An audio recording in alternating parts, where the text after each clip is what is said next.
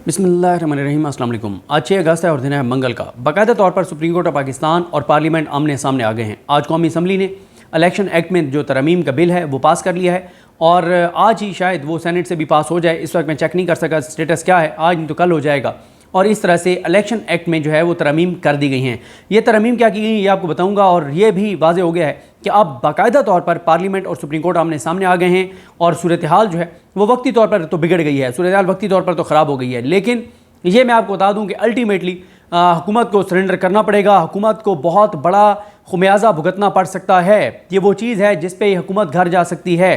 गो के जो supreme court के जजेस हैं वो मेरा नहीं ख्याल कि वो इस हुकूमत को ये हुकूमत बहाने तलाश कर रही है कि किसी तौर पे इस सियासी शहीद बने और इनको सुप्रीम कोर्ट घर भेज दे और इनको बयानिया मिल सके, हमें क्यों निकाला, हमें क्यों जो है वो बरतरफ किया, हमें क्यों घर भेजा। लेकिन मेरा नहीं ख्याल कि सुप्रीम कोर्ट ये करेगी। लेकिन सुप्रीम कोर्ट जो करेगी उसका भी अल्टीमेट हाल यही होगा कि ये हुकूमत घर जाएगी, इस हुकूमत को घर जाना होगा। आज का दिन इसलिए हमें कि आज 6 अगस्त है। 6 अगस्त वो डेडलाइन है जब इलेक्शन कमीशन ऑफ पाकिस्तान ने पीटीआई के एमएनएज जिन्होंने पीटीआई का बयान हल्फी जमा कराया कि हम पीटीआई के उम्मीदवार थे, उनका वेबसाइट पर इलेक्शन कमीशन ने आज उनको वेबसाइट पर जारी करना था कि इन एमएनएज को हम पीटीआई का एमएनए डिक्लेयर करते हैं। आज ही तरमीम हो गई हैं इलेक्शन एक्ट में। इन तरमीम से फ़ायदा कोई नहीं होना। आपको बड़ी तफसील से मैं ये बता चुका हूँ। जो बात फैसल चौधरी साहब ने की, जो साद रसूल साहब ने की कि देखें जब आइन में जो किसी भी आइनी शिक की सुप्रीम कोर्ट तशरीह करेगी तो उसको आप कानून साजी के जरिए गैर मौसर नहीं बना सकते। जहाँ पे भी आइन की सुप्रीम कोर्ट तशरीह करेगी कानून साजी के जरिए आप उसको गैर मौसर नहीं कर सकते। सुप्रीम कोर्ट ने आइन की तशरीह की है। एक बात। दूसरा, रीम उमर साहिबा का मैं आपको बता चुका हूँ कि उन्होंने कहा है कि सुप्रीम कोर्ट ने माजी में की गई एक गलती को दुरुस्त किया है, लिहाजा ये तरमीम उस पर अप्लाई ही नहीं होती जो तरमीम की हैं। यानी जितने भी लीगल माइंड्स हैं उन सब का ये ख्याल है कि इसका कोई हुकूमत को फ़ायदा नहीं होगा, सिर्फ हुकूमत ने अपनी तरफ से एक कोशिश की है। अच्छा, अब सवाल आप ये भी करेंगे कि हुकूमत का अगर इसको फ़ायदा नहीं होगा तो हुकूमत ये कार क्यों रही है? क्या वो इतने बच्चे हैं? क्या वो दूध पीते बच्चे हैं कि उन्हें नहीं पता?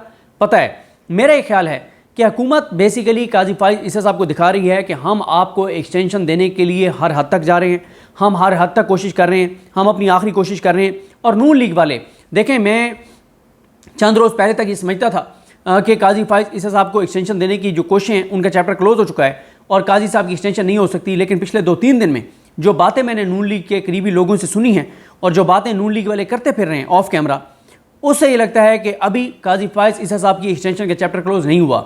और नून लीग वाले तासुर ये दे रहे हैं कि किसी न किसी के वाया से वो काजी फाइज ईसा साहब के साथ राब्ते में हैं। ये नून लीग वाले खुद तासुर दे रहे हैं और वो ये तासुर दे रहे हैं कि अगर हमने ये कानून साजी की है तो हमने ऐसे कर लिया है।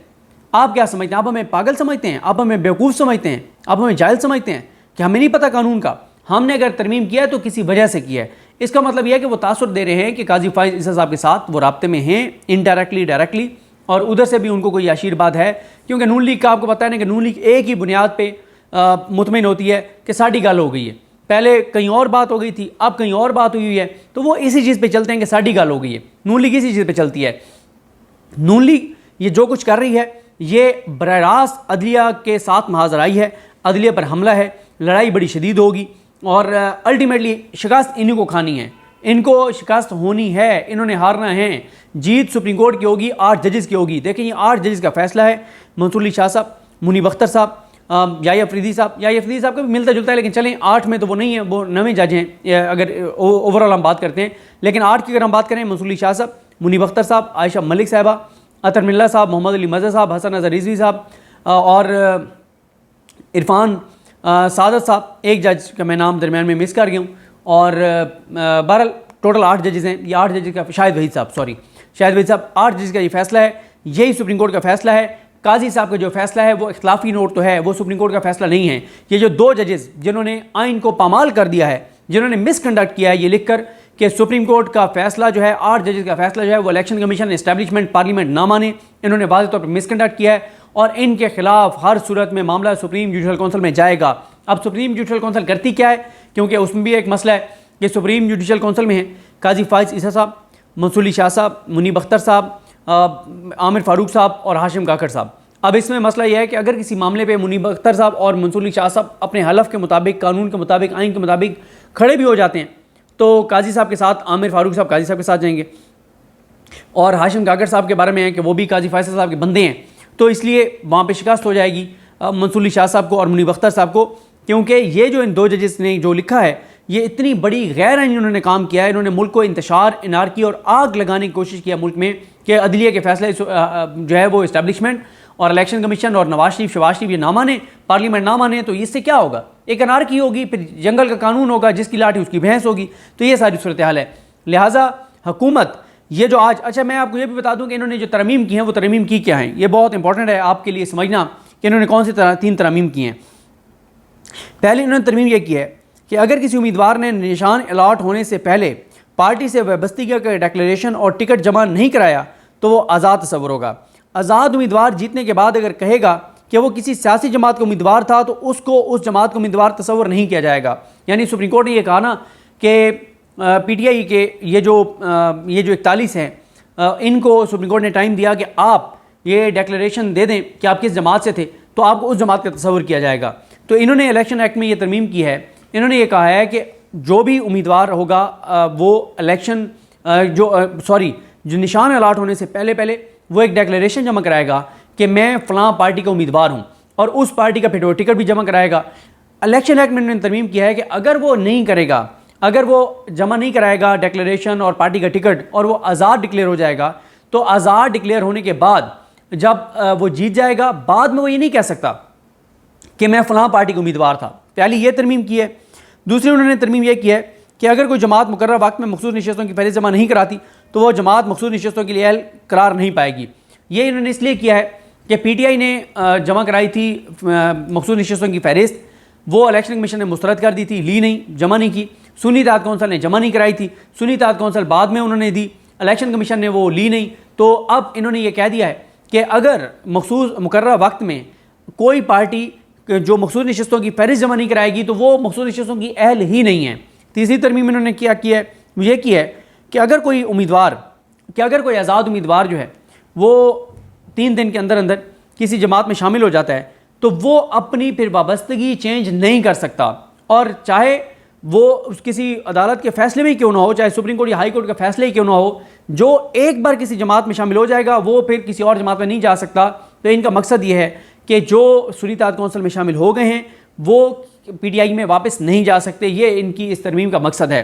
देखें, ये जितनी मर्जी कोशिशें करें, अल्टीमेटली इनको शिकस्त होनी है, और ये काजी साहब की एक्सटेंशन के लिए जितनी मर्जी कोशिशें कर लें, इनको 2 तारीख अक्सरियत नहीं मिलनी। क्योंकि चलें एक लम्हे के लिए हम मान लेते हैं कि सुप्रीम कोर्ट के फैसले में अमल नहीं करेंगे, कब तक नहीं करेंगे? पहला सवाल तो ये, कब तक नहीं करेंगे? क्यों? सुप्रीम कोर्ट का तफसीली फैसला आने वाला है, तफसीली फैसला आएगा, उसमें सारी क्लैरिटी होगी, इलेक्शन कमीशन को अमल करना पड़ेगा। दूसरा ये होगा कि अगर सुप्रीम कोर्ट के फैसले पर इम्प्लीमेंट नहीं करते तो क्या इम्प्लीमेंट यही नहीं करेंगे ना कि PTI वालों को मखसूस नशस्तें नहीं देंगे बस? यानी PTI को मखसूस नशस्तें अगर आप नहीं देंगे तो ईवान तो अभी भी आपके पास 2 तारीख अक्सरियत तो नहीं है। 2 तारीख अक्सरियत के लिए आपको 226 या पता नहीं 228 वोट हैं वो चाहिए, वो तो आपके पास नहीं है। अगर इनके पास वो अक्सरियत नहीं है तो वो हासिल ही नहीं हो सकती। या तो ये है ना कि ये मखसूस नशस्तें जो है वो PTI वाली उसी तरह से नून लीग पीपल्स पार्टी उनको दे दें, वो तो दे नहीं सकते। तो अगर सुप्रीम कोर्ट के फैसले पर इम्प्लीमेंट नहीं करते तब भी ईवान में ये सीटें खाली रहेंगी, कम अज़ कम नून लीग और पीपल्स पार्टी को नहीं मिल सकती। जब उनको नहीं मिल सकती तो फिर बात ख़त्म हो गई, फिर 2 तारीख से तो इनके पास नहीं है। और देखें, ये जो भी गैर आईनी काम करेंगे, हमाकत में, जल्दी में, दबाव में, वो इनके गले पड़ेगा, क्योंकि उससे इनको हासिल कुछ भी नहीं होगा। और आप देखेंगे जैसे ही सुप्रीम कोर्ट का तफसीली फैसला आएगा तो चीज़ें बिल्कुल किसी और तरफ चली जाएंगी। इनको गो के हुकूमत की पूरी कोशिश है कि काजी साहब को एक्सटेंशन दें। इन्हें पता है कि काजी साहब की एक्सटेंशन के साथ ही हुकूमत की बका है। खुद राना सनौल्ला और ख्वाजा आसिफ कह रहे हैं कि अगर काजी फैसल साहब जाते हैं तो अक्टूबर में हुकूमत को घर भेज दिया जाएगा। वैसे तो जो डेवलपमेंट्स हो रही हैं, काजी साहब के होते होते ये हुकूमत घर जाएगी, और ये हुकूमत का बरकरार रहना बिल्कुल किसी सूरत में नज़र नहीं आता। लेकिन कोशिश उनकी अभी आखिरी एक और कोशिश कर रहे हैं, और तासुर भी दे रहे हैं कि पस पर्दा राब्ते हैं काजी फैसल साहब से। कोशिश एक और की जा रही है कि किसी तरह से काजी साहब को एक्सटेंशन दी जाए। इसीलिए ये मखसूस नशस्तें जो हैं वो PTI को नहीं देना चाहते, इसको खाली रखना चाहते हैं। खाली रखते हुए कोई वारदात डालना चाहते हैं, या किसी तरह से इनका एक और कोशिश ये है कि 3 जजेस जो हैं रिव्यू में 3-4 जजेस जो है वो अपना मौका बदल लें और फैसला कोई और आ जाए, और किसी तरह से मखसूस नशस्तें जो है नून लीग और पीपल्स पार्टी को मिल जाएँ। तो ये जनाब है सूरत हाल। पार्लियामेंट और सुप्रीम कोर्ट आमने सामने है। अल्टीमेटली फ़तह सुप्रीम कोर्ट की होनी है, ताकत उनके पास है। पार्लियामेंट को शिकस्त होगी, क्योंकि ये पर्सन स्पेसिफिक कर रहे हैं, गैर आईनी काम कर रहे हैं, बगैर बहस के कवानीन पास कर रहे हैं जिनकी कोई आईनी हैसियत नहीं है, कानूनी हैसियत नहीं है, और फिर सुप्रीम कोर्ट के फैसले को गैर मौसर बनाने के लिए कर रहे हैं, जो कि ये नहीं कर सकते। तो बहरहाल सूरत हाल शहर इक़्तिदार की यही है कि बहुत ज़्यादा अदम इस्तेकाम बढ़ रहा है और इदारों में लड़ाई बढ़ रही है, इदारे आमने सामने हैं और इसमें अल्टीमेट फतह सुप्रीम कोर्ट की होनी है। लेकिन ये देखना है कि वो कितने हफ्तों में होती है, कितने दिनों में होती है और सुप्रीम कोर्ट का तफसीली फैसला कब आता है। जैसे ही तफसीली फैसला आएगा सब कुछ बदल जाएगा। वो इलेक्शन कमीशन की दरख्वास्त भी गैर मौसर हो जाएगी जो उन्होंने रजिस्ट्रार को दी हुई है। इलेक्शन कमीशन ने दरख्वास्त क्या दी हुई है सुप्रीम कोर्ट में? उन्होंने दी हुई है कि 8 जजेस ने अपने फैसले में लिखा था अगर इलेक्शन कमीशन को किसी चीज़ में अभाम है तो हमसे पूछ सकते हैं। वो कहते हैं हमें अभाम ये है कि हमारे पास तो पीटीआई स्ट्रक्चर उनका मौजूद ही नहीं है, तो किसके जो सर्टिफिकेट है उसको हम फाइनल माने पीटीआई की तरफ से। इसका जवाब उनको तफसीली फैसले में मिल जाएगा। जैसे उन 39 को उन्होंने माना है पीटीआई का, इन 41 को भी उसी तरह से मान लें, जो मर्ज़ी करें। चीज़ें तेज़ी से आगे बढ़ रही हैं और इस हुकूमत को घर जाना है, हर सूरत में जाना है। बात सिर्फ टाइम का है कि कितने हफ्तों में जाएगी, बस ये एक इख्तलाफ है। देखते हैं क्या होता है। मुझे अपने दुआ में याद रखें। अल्लाह करीम हम सब का हामी नासरो। अल्लाह हाफ़िज़।